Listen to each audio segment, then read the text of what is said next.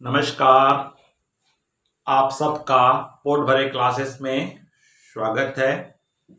आज दिन शनिवार की श्रृंखला में जिसमें मैं आप लोगों को रोजगार, प्रतियोगिता परीक्षा और समकालीन घटनाएं, करंट अफेयर्स के बारे में मैं आप लोगों को वीडियो के माध्यम से कोई न कोई जानकारी प्रस्तुत करता हूं।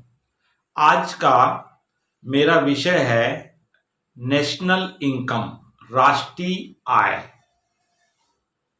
ये राष्ट्रीय आय, नेशनल इनकम एक सभी नागरिकों को मालूम होना चाहिए कि देश की राष्ट्रीय इनकम, नेशनल इनकम किस प्रकार से निकाली जाती है और ये होती क्या है।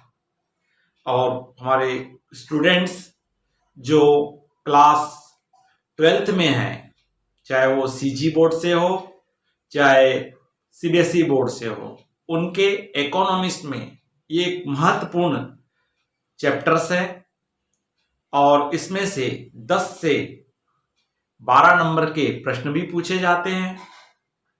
इसके अलावा जो आर्ट्स में इकोनॉमिक्स लिए हुए हैं और कॉलेज में जो हम फर्स्ट ईयर सेकेंड ईयर में इकोनॉमिक्स अर्थशास्त्र पढ़ रहे हैं, चाहे बीए वाले हों चाहे बीकॉम वाले हों, और इसके अतिरिक्त जो भी प्रतियोगिता परीक्षा की तैयारी कर रहे हैं, चाहे वो सीजीपीएससी हो चाहे यूपीएससी हो या विभिन्न प्रतियोगिता परीक्षाएं हों, वहां भी इस चैप्टर से इकोनॉमिक्स में बहुत सारे प्रश्न आपको पूछता है। इसलिए हर किसी को जानकारी होना आवश्यक है कि राष्ट्रीय इनकम होती क्या है और इसको किस प्रकार से जाना जाता है और किस प्रकार से निकाला जाता है। आज मैं आपको विस्तार से इसके बारे में जानकारी दे रहा हूं। आप अंत तक वीडियो में बने रहें तो आपको वीडियो के अंत होते होते आपको कंप्लीट राष्ट्रीय आय क्या होती है, प्रति व्यक्ति क्या होती है, यह आपको समझ में आ जाएगा। तो सबसे पहले हम देखते हैं कि राष्ट्रीय आय क्या होती है। तो राष्ट्रीय आय जो होती है, राष्ट्रीय आय से तात्पर्य किसी देश द्वारा एक वर्ष में उत्पादित सभी अंतिम वस्तुओं एवं सेवाओं के मौद्रिक मूल्य के योग से है। अर्थात हमें कह सकते हैं नेशनल इनकम, राष्ट्रीय आय, उस आय को कहा जाता है किसी भी देश की जो अर्थव्यवस्था होती है उसके अंतर्गत एक निश्चित वर्ष में उस देश में उत्पादित अंतिम वस्तु या हम उपभोक्ता वस्तु कहते हैं, वस्तुओं एवं सेवाओं के मौद्रिक मूल्य, मॉनेटरी वैल्यू के योग को ही क्या कहा जाता है, राष्ट्रीय आय कहा जाता है, नेशनल इनकम कहा जाता है। अब हमारे लिए प्रश्न होता है राष्ट्रीय आय निकलेगी कैसे, होती कैसे है, क्या है। तो हम छोटे से एग्जाम्पल के माध्यम से हम देखते हैं कि अगर हम एक परिवार की आय क्या होती है, जैसे एग्जाम्पल के रूप में एक व्यक्ति की हम आय निकालना चाहते हैं, प्रति व्यक्ति या एक परिवार की इनकम जानना चाहते हैं। मान लीजिए इस परिवार में पति पत्नी और 2 बच्चे हैं, उसमें कमाने वाला केवल एक व्यक्ति है, पति कमा रहा है और उसकी जो इनकम है 5,000 रुपए पर मंथ है। तो वार्षिक आय कितनी हो गई, 5,000 इंटू 12, 60,000 रुपए क्या हो गई, उसकी वार्षिक आय हो गई। तो हम कह सकते हैं उस परिवार की एनुअल इनकम कितनी है, 60,000 रुपए है। अगर हम प्रति व्यक्ति आय निकालना चाहते हैं तो उस परिवार में कितने सदस्य हैं, 4 सदस्य हैं। तो 4 सदस्य आप डिवाइड कर दीजिए तो आपको पता चल जाएगा कि प्रति व्यक्ति उस परिवार की औसत आय क्या है। तो प्रति व्यक्ति आय क्या कहलाएगी, 15,000 रुपए कहलाएगी। ठीक उसी प्रकार एक संयुक्त परिवार है और उस संयुक्त परिवार में 4 व्यक्ति कमाने वाले हैं, 4 भाई हैं, 6 भाई हैं, जिसमें से 2 अवयस्क हैं और 4 भाई कमाने वाले हैं, और माता पिता है और उनके बच्चे हैं, पूरा परिवार है, संयुक्त परिवार है। तो इसमें परिवार के 4 सदस्य जो है कमाने वाले, एक व्यापारी है जो मार्केट में तैयार माल खरीदता है, तैयार माल बेचता है। दूसरा भाई की एक फैक्ट्री है जो वस्तुओं का उत्पादन करता है और उसके बाद बेचता है, और तीसरा व्यक्ति वकील है या डॉक्टर है या इंजीनियर जो अपनी सेवा दे रहा है, उस सेवा के बदले में वो क्या लेता है, फीस लेता है। और चौथा व्यक्ति हमारा क्या है, शासकीय नौकरी में है, गवर्नमेंट जॉब में है। तो ये चारों व्यक्ति क्या कर रहे हैं, अर्निंग कर रहे हैं। इनके अलावा इनके दो भाई और हैं जो अभी 18 वर्ष के नहीं हुए और पढ़ाई कर रहे हैं, और चारों भाइयों की क्या हो चुकी है, शादी हो चुकी है, और सबके दो दो बच्चे हैं। तो हमें इनकी संयुक्त आय कैसे निकालेंगे, संयुक्त परिवार की आय कैसे होगी और प्रति व्यक्ति आय कैसे होगी।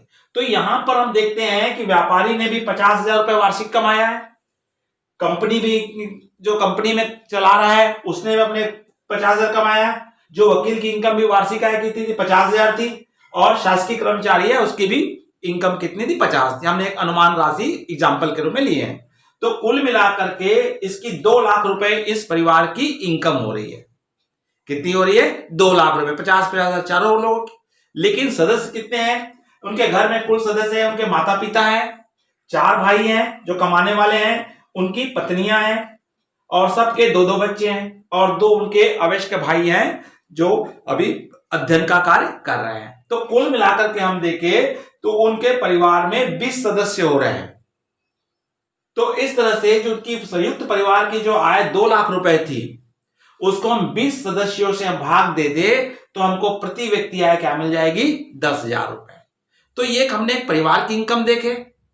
ठीक उसी प्रकार एक ज्वाइंट फैमिली की देखे, उसी प्रकार से क्या निकाली जाती है, एक मोहल्ले की आय हम निकाल सकते हैं, एक शहर की आय निकाल सकते हैं, एक राज्य की इनकम निकाल सकते हैं, और एक देश की आय को निकाला जाता है। तो इस प्रकार हम पूरे देश की राष्ट्र निकालेंगे, वही आय हमारी क्या कहलाती है, राष्ट्रीय आय कहलाती है, नेशनल इनकम कहलाती है। अब ये राष्ट्रीय आय निकालेगी कैसे सरकार, भाई हमको तो पता है कि भाई मेरे घर में हमारे 4 सदस्य, हमको मालूम मेरी इनकम कितनी थी या मेरे परिवार की इनकम कितनी है, अगर मोहल्ले की भी हम पता कर सकते हैं।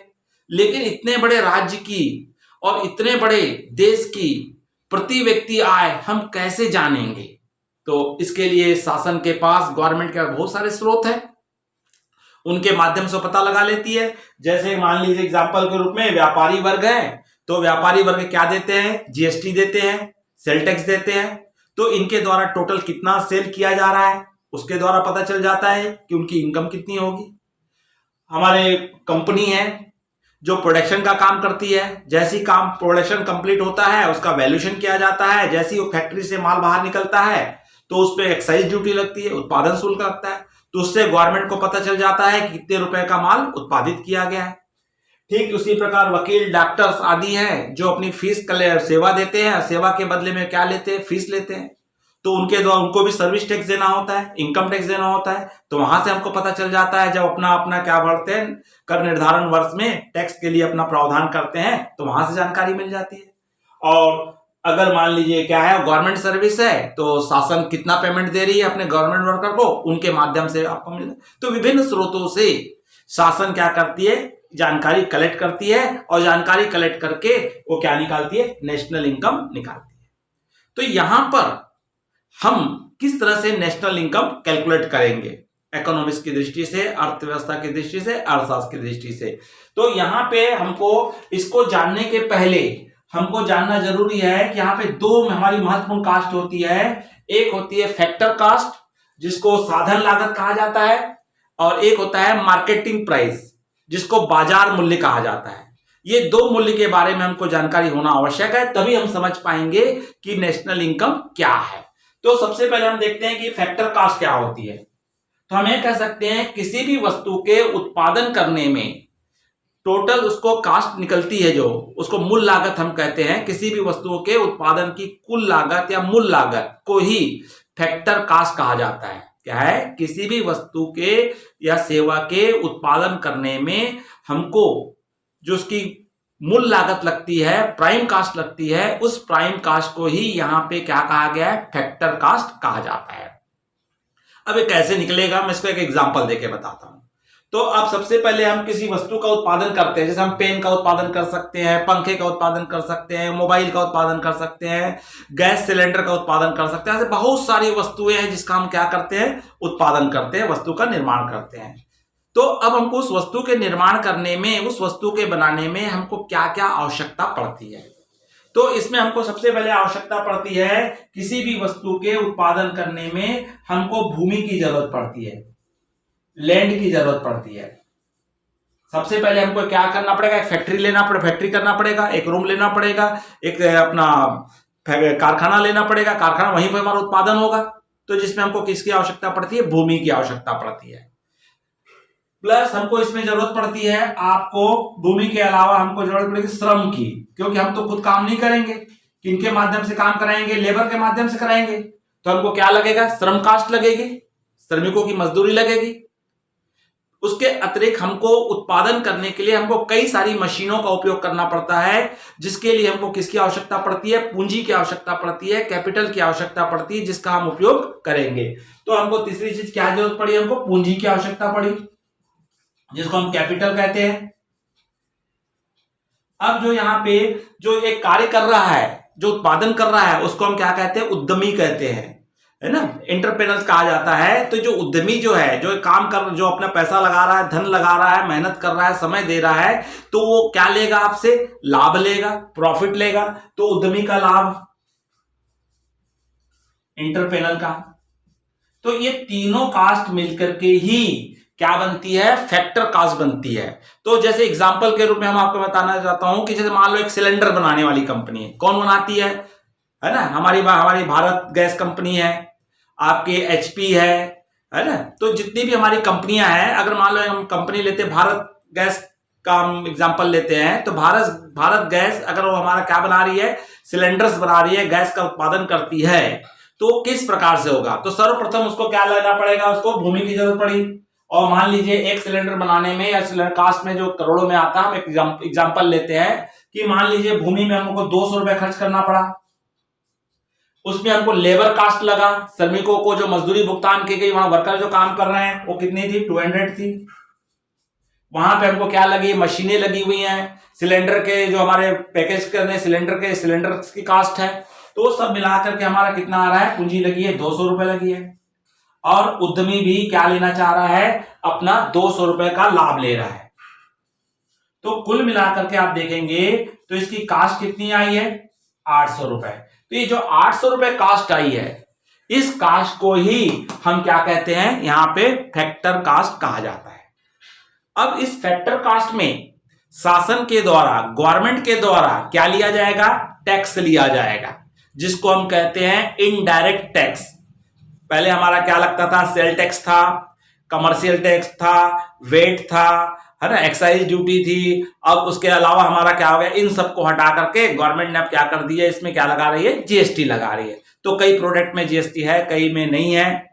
और जो भी जो टैक्स होते हैं, जो इन सब टैक्स को क्या कहते हैं, इनडायरेक्ट टैक्स कहते हैं। और गवर्नमेंट जब टैक्स लेती है, क्योंकि उसी से उसको अपना क्या करना पड़ता है, पूरा देश का संचालन करना पड़ता है, तो गवर्नमेंट क्या लेती है, टैक्स ले रही है। तो जो गवर्नमेंट टैक्स लेती है, जिसको हम इनडायरेक्ट टैक्स कहते हैं, क्या कहेंगे हम इसको, इनडायरेक्ट टैक्स, जिसमें जीएसटी है और कमर्शियल टैक्स है, एक्साइज ड्यूटी है। तो गवर्नमेंट ने 300 रुपए इसमें टैक्स ली है। गवर्नमेंट ने कितना टैक्स ले ली, 300 रुपए।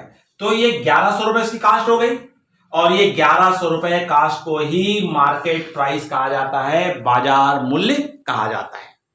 क्या था हमारा, उद्यमी द्वारा जो उत्पादन किया गया, उसकी लागत हमारी कितनी आई थी, 800 रुपीज आई थी, जिसमें शासन के द्वारा कितना इनकम टैक्स ले लिया, कितना टैक्स ले लिया जा रहा है, 300 रुपए क्या ले रहे हैं, टैक्स ले रही गवर्नमेंट, इनडायरेक्ट टैक्स। तो उस वस्तु की कीमत कितनी हो गई है, 1100 रुपए।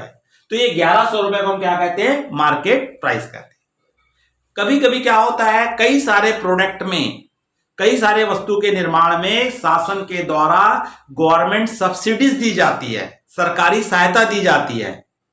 तो गवर्नमेंट क्या करती है, जैसे गैस सिलेंडर में सब्सिडीज दे रही है, इसी प्रकार ऊर्जा पैनल में देती है, ऐसे बहुत सारे प्रोडक्ट है जिसमें गवर्नमेंट को लगता है कि इनका उत्पादन होना जरूरी है, देश के लिए अनिवार्य है। तो ऐसी वस्तुओं के उत्पादन में एक शासन के द्वारा, गवर्नमेंट के द्वारा टैक्स तो लिया जाता है, प्लस साथ में कुछ क्या दे दिया जाता है, सब्सिडीज भी दिया जाता है। जैसे एग्जांपल के रूप में गैस सिलेंडरों में क्या मिलती है, सब्सिडीज मिलती है।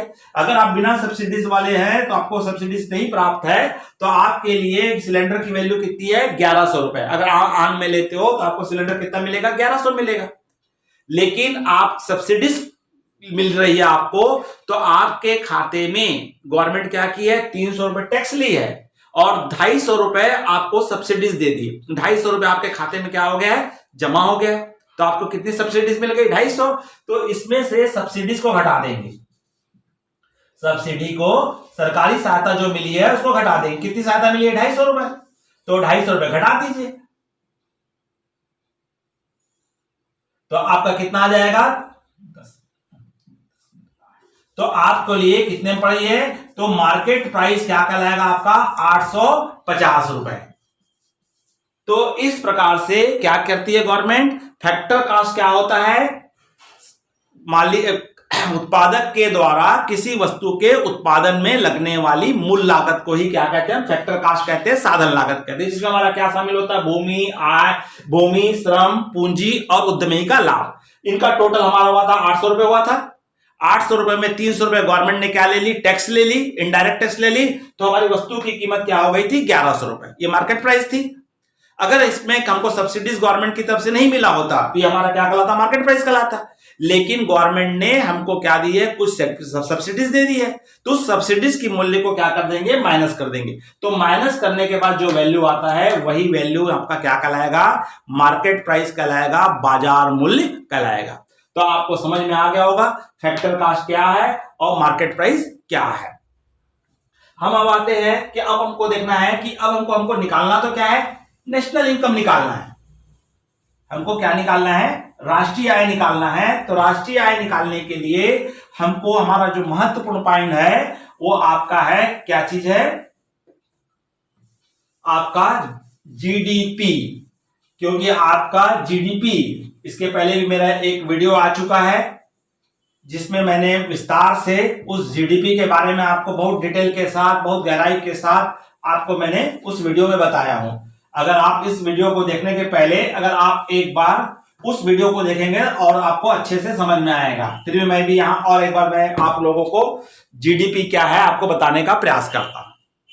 तो जीडीपी जो है, क्योंकि आपको जीडीपी के माध्यम से ही हम नेशनल इनकम तक पहुंच पाएंगे, तो हमको सर्वप्रथम हमको जानना होगा कि जीडीपी क्या है, जिसको कहा जाता है यहाँ पे सकल घरेलू उत्पाद, जिसको हम कहते हैं ग्रास डोमेस्टिक प्रोडक्ट। तो ग्रास डोमेस्टिक प्रोडक्ट जो हमारा है, सकल घरेलू उत्पाद, तो इसको कहा जाता है किसी भी देश की, क्या है हमारा, किसी भी देश की सीमा के अंतर्गत किसी एक वर्ष में उत्पादित अंतिम वस्तुओं एवं सेवाओं के मूल्य के योग को क्या कहा जाता है, जीडीपी कहा जाता है। क्या कहा जाता है, किसी भी देश की सीमा के अंतर्गत किसी एक वर्ष में उत्पादित अंतिम वस्तुओं एवं सेवाओं के मूल्य के योग को ही क्या कहा जाता है, जीडीपी कहा जाता है। और हमेशा जीडीपी जो होती है मार्केट प्राइस में होती है, जिसमें लागत हमारा क्या होता है, जुड़ा, सभी कास्ट जुड़े होते हैं, लाभ जुड़ा होता है, इनडायरेक्ट हमारा क्या रहता है, उसमें माइनस करने के बाद जो हमारा आता है वो क्या कहलाता है, जीडीपी कहलाता है। तो जीडीपी हमेशा मार्केट प्राइस में रहेगी। और मार्केट प्राइस क्या आपको सबको मालूम हो चुका है। तो किसी भी देश की सीमा के अंतर्गत उत्पादित होने वाली अंतिम वस्तुओं एवं सेवाओं के मूल्य के योग को हम क्या कहते हैं, जीडीपी कहते हैं। तो जीडीपी कहा जाता है। तो इसमें एक और होता है हमारा कि इसमें एक राजनीतिक सीमा होती है। राजनीतिक सीमा का मतलब होता है कि हर देश की एक सीमा के अंत के बाहर 12 किलोमीटर तक जल मार्गी होता है, जलीय सीमा होती है। और इस जलीय सीमा में कोई भी देश अपने 12 किलोमीटर के अंतर्गत 12 किलोमीटर के अंतर्गत में, चाहे वो मछली पालन कर सकता है, मछली पकड़ सकते हैं, या उसके अलावा कोई खनिज तेल आदि का उद्वहन किया जा सकता है। तो हर देश की तटीय सीमा होती है, तो तटीय सीमा के अंतर्गत भी आने वाली इनकम क्या होती है, जीडीपी कहलाती है। और साथ में जीडीपी में सीमा के अंतर्गत आने वाली सभी इनकम, चाहे वो देश के किस नागरिक के द्वारा, भारतीय के द्वारा कमाया जा रहा हो, चाहे विदेशी के द्वारा भी, अगर भारत की सीमा में अगर किसी वस्तु का उत्पादन किया जा रहा है या उसके द्वारा अर्न की जा रही है, तो उसकी इनकम भी जीडीपी में शामिल होती है। लेकिन अगर कोई भारतीय भारत के बाहर जाकर के रह रहा है, वहां कमा रहा है, तो उसकी इनकम को जीडीपी में शामिल नहीं करते हैं, उसको नेशनल इनकम में शामिल करते हैं। तो इसलिए जीडीपी में क्या आता है, भारत की सीमा के अंतर्गत चाहे देशी चाहे विदेशी व्यक्तियों के द्वारा उत्पादित की गई अंतिम वस्तुओं एवं सेवाओं के मूल्य को कहां शामिल किया जाता है, जीडीपी में शामिल किया जाता है। तो आपको समझ में आ गया होगा जीडीपी क्या है। अब इस जीडीपी में तो इस जीडीपी के माध्यम से हम देखेंगे कि हमको जीडीपी के माध्यम से हमको कहां पहुंचना है। तो आपको यहां पे जीडीपी अगर आपको मालूम हो चुका है, और जीडीपी हमारा किस में रहती है, मार्केटिंग प्राइस में रहती है, मार्केट वैल्यू में रहती है। तो हमको यहाँ पे जीडीपी मार्केट प्राइस से हमको आना है एनएनपी, राष्ट्रीय आय, एनएनपी फैक्टर कॉस्ट। एनएनपी का मतलब होता है नेट नेशनल प्रोडक्ट। तो नेट नेशनल प्रोडक्ट को ही यहां पे राष्ट्रीय आय कहा जाता है, नेशनल इनकम कहा जाता है। किसको, NNP factor cost, net national product factor cost को ही क्या कहते हैं, हम आपको राष्ट्रीय आय कहते हैं। और इस जीडीपी एमपी से, मार्केट प्राइस से यहां तक आपको पहुंचना है, और इसके पहुंचने के हमारे 3 मार्ग हैं। 3 मार्गों के माध्यम से हम यहां तक पहुंच सकते हैं, और इसके लिए हमको 3 स्टेप लेना पड़ता है, 3 चरण से होकर के गुजरना पड़ता है। और 3 स्टेप जैसे ही हम पार करते हैं तो हम कहां पहुंच जाते हैं, एनएनपी में पहुंच जाते हैं। कहां से, जीडीपी मार्केट प्राइस से 3 स्टेप, 3 कदम अगर हम आगे बढ़ेंगे, तो 3 कदम जैसे ही हम आगे बढ़ते हैं, 3 कदम हमारे पूरे होते हैं, हम कहां पे आ जाते हैं, net national product factor cost, अर्थात राष्ट्रीय आय हमारी निकल के आ जाती है। और इसके लिए 3 रास्ते हैं, तो तीनों रास्ते से हम पहुंचेंगे, तो वहां हम जरूर पहुंचेंगे।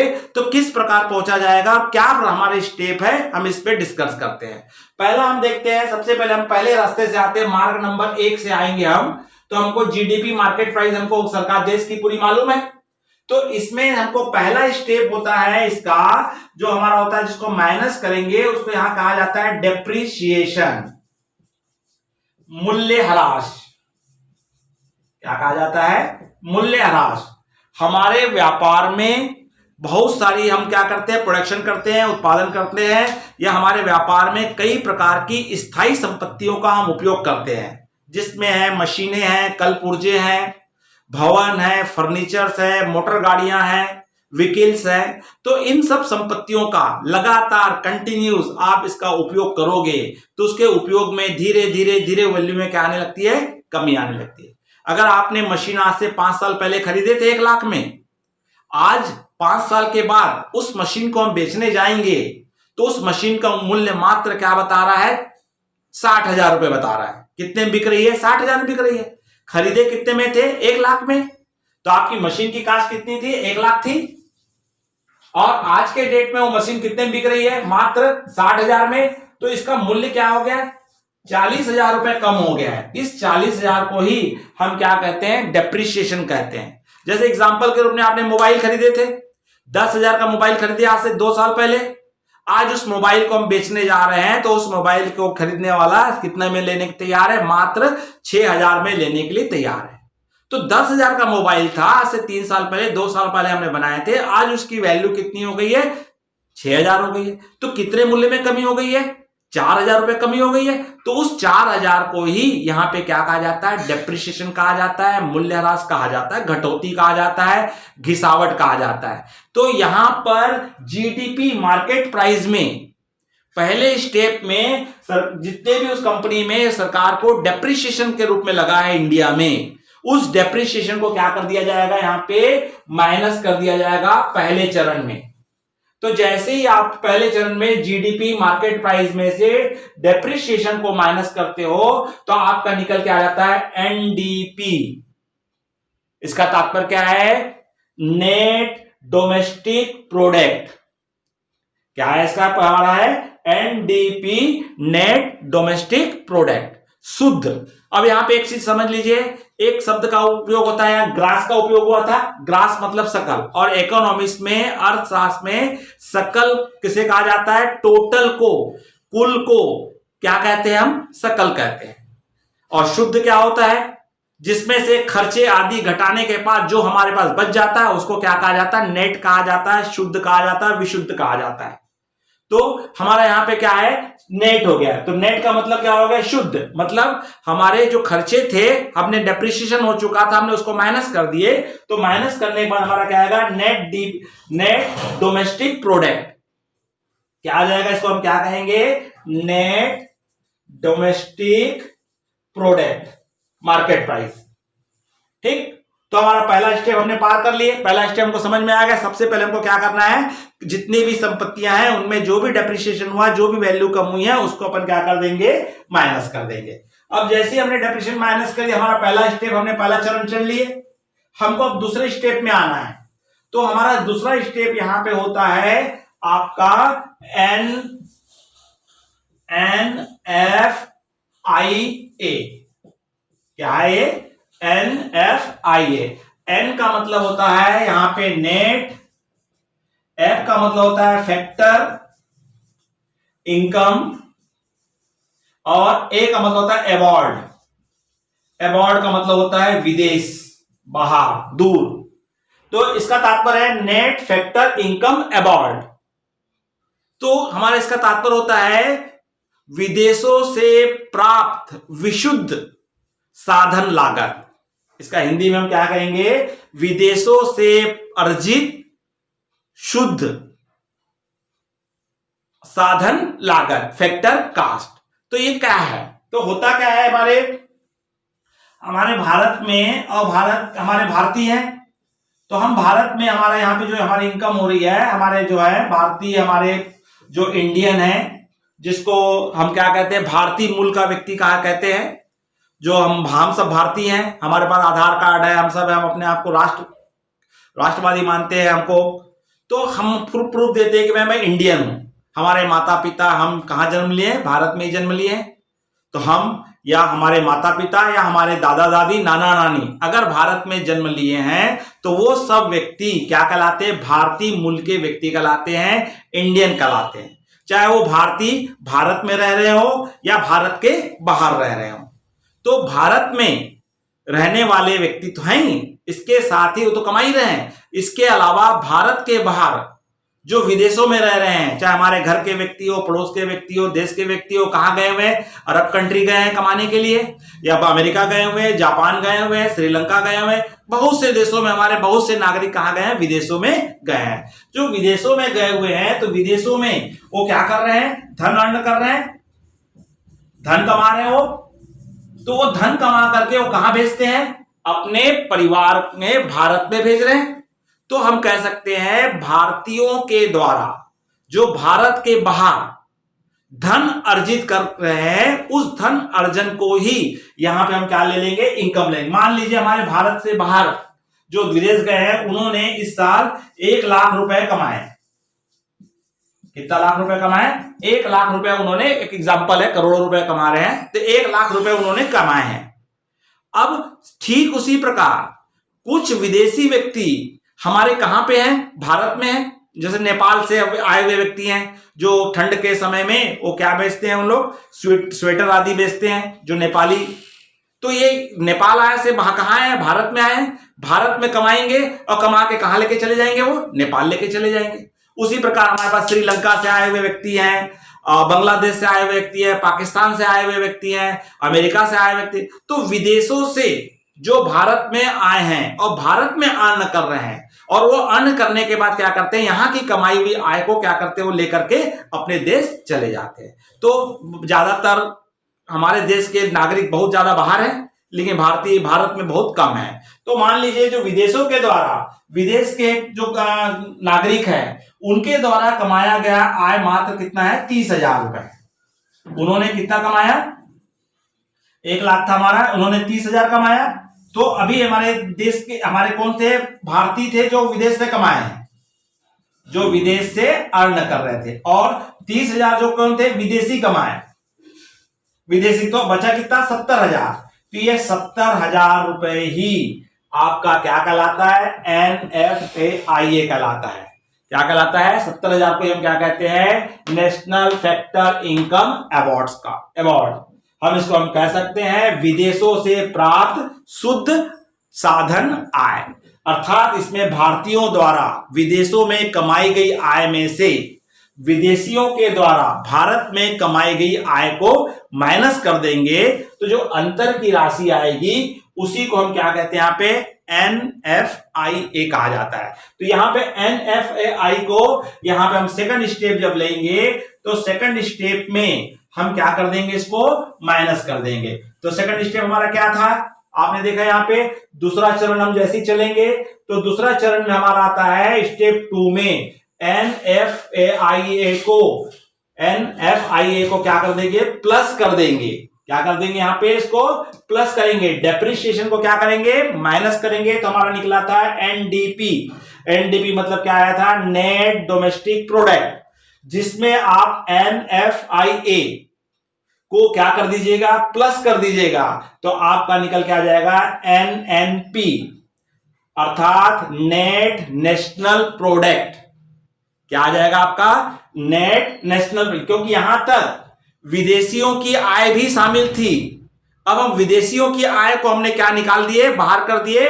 तो अब केवल यहां पे हमारा क्या आ गई, जो हमारे भारत के कमाए हैं, भारत में जो कमाया गया है, और हमारे भारतीयों के द्वारा भारत के बाहर जो कमाया गया है उसको हमने जोड़ दिए। तो हमारा क्या निकल के आ गया है, NNP आ गया है, जिसको हम क्या कहेंगे, net national product market price. अब इसमें से हम एक स्टेप आगे बढ़ेंगे तो हमारी क्या निकल के आ जाएगी, राष्ट्रीय आय निकल करके आ जाएगी। तो हम देखते हैं थर्ड स्टेप हमारा क्या है। तो थर्ड स्टेप हमारा होता है आपका NIT। क्या है, NIT का मतलब होता है नेट इनडायरेक्ट टैक्स। क्या है, नेट इनडायरेक्ट टैक्स। तो यहां पर शासन के द्वारा हमारे जो उत्पादित वस्तु है उस उत्पादित वस्तु में क्या लेती है, इनडायरेक्ट टैक्स लेती है। जैसे हमने किसमें देखे थे, आपका सिलेंडर में देखे थे। सिलेंडर में गवर्नमेंट के द्वारा 300 रुपए टैक्स लगाया गया था, और माइनस क्या ले लिया, क्या कर दिया गया था, इसमें सब्सिडी। गवर्नमेंट के द्वारा हमको क्या मिल गई थी, सब्सिडीज मिल गई थी, कितना, 250 रुपए। तो एक्चुअल में टैक्स कितना लगा, 50 रुपीज लगा है। तो ये क्या कहलाता है, नेट कहलाता है। पहले हम क्या लेंगे, टोटल आपने कितना इनडायरेक्ट टैक्स लग गया है, गवर्नमेंट ने हमसे कितना इनडायरेक्ट टैक्स लिया है, उस इनडायरेक्ट टैक्स में जितनी भी शासन के द्वारा सब्सिडीज मिली हुई है, गवर्नमेंट के द्वारा सब्सिडीज प्राप्त हो गई है, उस सब्सिडीज को क्या कर दीजिएगा, माइनस कर दीजिएगा।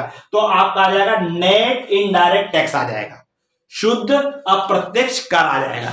जिसमें शुद्ध अप्रत्यक्ष कर का मतलब क्या होता है आपका, जिसमें आप प्रत्यक्ष कर में सरकार के द्वारा लगाए कर में से सरकार के द्वारा दी गई सहायता को माइनस कर देते हैं, तो शुद्ध आ जाता है, नेट इनडायरेक्ट टैक्स आ जाता है। और थर्ड स्टेप पे हमको क्या करना है, इनडायरेक्ट टैक्स को माइनस कर दीजिए। क्या कर दीजिए, NNP में से net national product market price में से NIT अर्थात नेट इनडायरेक्ट टैक्स को आप माइनस कर दोगे तो आपका क्या निकल के आ जाएगा, NNP फैक्टर कास्ट आ जाएगा, जिसको हम राष्ट्रीय आय कहते हैं, नेशनल इनकम कहते हैं। तो हम एक रास्ते से हमने आए हैं। तो GDP मार्केट प्राइस में पहले स्टेप में आपको डेप्रिसिएशन माइनस करना है, तो आपका निकल जाएगा NDP आ जाएगा, नेट डोमेस्टिक प्रोडक्ट आ जाएगा। नेट डोमेस्टिक प्रोडक्ट में से आप प्लस करेंगे NFIA, क्या था, विदेशों से अर्जित शुद्ध साधन आय, इसको हम क्या कर देंगे, प्लस कर देंगे। या आप ये भी कर सकते हो, आपने विदेशों से प्राप्त आय, विदेश हमारे भारतीय जो विदेश में कमा रहे हैं उसको आप प्लस कर दीजिए, और विदेशी जो भारत में कमा रहे हैं, जो लेके जा रहे हैं, उसको माइनस कर दीजिए, तो भी इसका डिफरेंस ही सरप्लस ही आएगा। ठीक उसी प्रकार उसमें से आपको प्लस कर देते हो तो प्लस करने से आपका क्या निकल के आ जाता है, एनएनपी मार्केट प्राइस आ जाता है, नेट नेशनल प्रोडक्ट आ जाता है। और इस नेशनल प्रोडक्ट में एनआईटी मतलब नेट इनडायरेक्ट टैक्स को आपने क्या कर दिए, माइनस कर दिए, तो आपका एनएनपी फैक्टर कॉस्ट अर्थात नेशनल इनकम निकल के आ जाती है। हम एक दूसरे रास्ते से आते हैं, सेकंड मार्ग से आते हैं। तो सेकंड मार्ग में आएंगे जीडीपी मार्केट प्राइस आएंगे। इसमें आपको पहले क्या कर देना है, एनएफआईए को अर्थात नेट फैक्टर इनकम अवार्ड को, विदेशों से प्राप्त शुद्ध साधन आय को आप यहां क्या कर दीजिए, जोड़ दीजिए। तो आप जोड़ेंगे तो आपको मिल जाएगा जीएनपी, क्या मिलेगा, जीडीपी मार्केट प्राइस में एनएफआईए को जोड़ दीजिए तो आपको क्या मिल जाएगा, जेएनपी अर्थात ग्रॉस नेशनल प्रोडक्ट। क्या मिलेगा, भारत में कमाया गया है ना, ये तो क्या था, पहले हमने जीडीपी क्या था, भारत की सीमा में कमाया गया था। इसमें से हमने क्या जोड़ चुके हैं, भारतीयों द्वारा विदेश में कमाई गई आय, भारतीयों के द्वारा विदेश में कमाई गई आय को जोड़ दीजिए और विदेशियों के द्वारा भारत में कमाई गई आय को माइनस कर दीजिए, या उसका डिफरेंस को हमने लिए थे।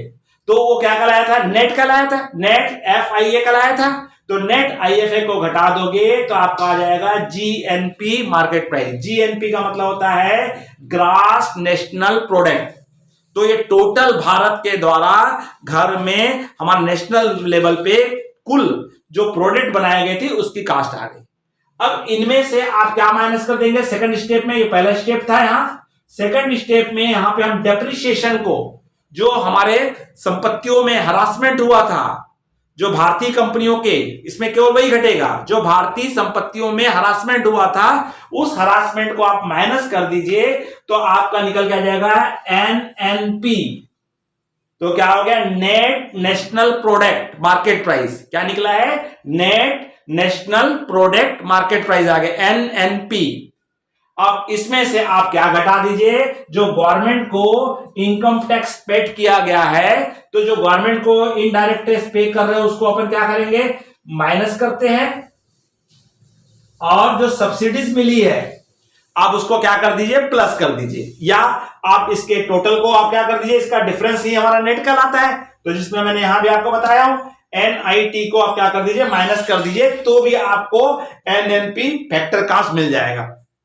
21 रास्ते से आए थे पर सेकंड स्टेप, सेकंड मार्ग से आए थे, तो भी हम क्या पालेंगे, राष्ट्रीय आय पालेंगे। तीसरा स्टेप हमारा होता है, थर्ड मार्ग होता है, जीडीपी मार्केट प्राइस में आप क्या माइनस कर दीजिए, इसमें एनआईटी माइनस कर दीजिए, नेट इनडायरेक्ट टैक्स को माइनस कर दीजिए, तो आपको क्या मिल जाता है, जीडीपी फैक्टर कास्ट मिल जाता है। पहले हमने देखे थे जीडीपी में हमने क्या किए थे, जो फैक्टर कास्ट में इनडायरेक्ट टैक्स को जोड़े थे तो मार्केट प्राइस आ गया था। बस यहां भी वही हो रहा है, जीडीपी मार्केट प्राइस में से आप क्या घटा दीजिए, इनडायरेक्ट टैक्स को घटा दीजिए, तो क्या मिल जाएगा, जीडीपी फैक्टर कास्ट आ जाएगा। तो जीडीपी फैक्टर कास्ट आ गया और इसमें आप क्या जोड़ देंगे, एनएफआईए, जो विदेशियों के भारतीयों द्वारा विदेश में कमाई गई आय को प्लस कर दीजिए और विदेशियों के द्वारा भारत में कमाई गई आय को माइनस कर दीजिए, जो एनएफआईए कहलाता है। इसको हम प्लस कर देंगे तो हमारा क्या निकल के आ जाता है, GNP gross national product factor cost. और इसमें से आप डेप्रिसिएशन को माइनस कर दीजिए, खर्चे को माइनस कर दीजिए, एक्सपेंडिचर को माइनस कर दीजिए, तो भी आपकी क्या निकल के आ जाती है, राष्ट्रीय आय निकल के आ जाती है। तो इस तरह से आपको जीडीपी मार्केट प्राइस से नेट नेशनल प्रोडक्ट तक, राष्ट्रीय आय तक पहुंचने तक 3 स्टेप को हमको देखना होता है और 3 मार्ग है और तीनों मार्ग से आप किसी भी मार्ग से यहां पहुंच सकते हैं। तो आपको क्या मिल जाएगी, एनएनपी फैक्टर कास्ट मिल जाती है। और हमको साथ में बोलता है कि प्रति व्यक्ति आय कितनी है, तो प्रति व्यक्ति आय पर्सनल इनकम को निकालने बोलता है, पर इनकम। तो उस समय हम क्या करेंगे, नेशनल इनकम को, राष्ट्रीय आय को टोटल पॉपुलेशन से, कुल जनसंख्या से अगर आप भाग दे दोगे तो आपको देश की प्रति व्यक्ति आय निकल करके आ जाएगी। तो ये तो क्या था, नेशनल इनकम किस प्रकार से इकोनॉमिक्स में, अर्थशास्त्र में निकाला जाता है।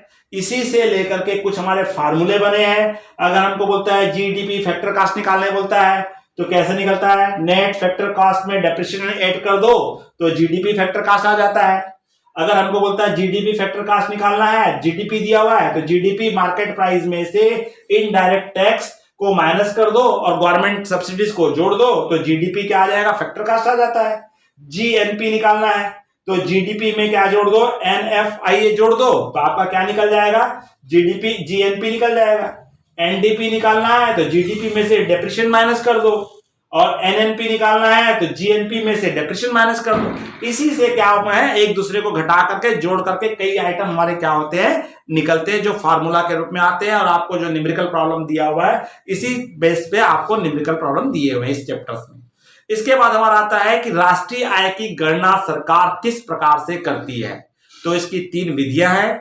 अगला हमारा जो वीडियो आएगा इसका पार्ट 2 मेरा जो आएगा, उस पार्ट 2 में मैं आपको सरकार के द्वारा, गवर्नमेंट के द्वारा नेशनल इनकम का कैलकुलेशन किस प्रकार से किया जाता है। 3 विधियां हैं, उत्पादन विधि है, एक्सपेंडिचर्स विधि है, आय विधि है। तो इन विधियों से मैं आपको डिस्कस करूंगा, आपको समझाऊंगा। आपको ये वीडियो कैसा लगा? अगर अच्छा लगा है तो लाइक कीजिए, अपने अधिक से अधिक साथियों को शेयर कीजिए, जिसका बच्चों को, बोर्ड परीक्षा वाले बच्चों को ज्यादा से ज्यादा लाभ मिल सके और जो प्रतियोगिता परीक्षा में शामिल हो रहे हैं उनको भी लाभ मिल सके। और अगर आपने इस चैनल में, अगर आप नए हैं तो इस चैनल को सब्सक्राइब अवश्य कर दीजिए। और आप लोगों ने अंत तक वीडियो को देखा, इसके लिए बहुत बहुत धन्यवाद। नमस्कार।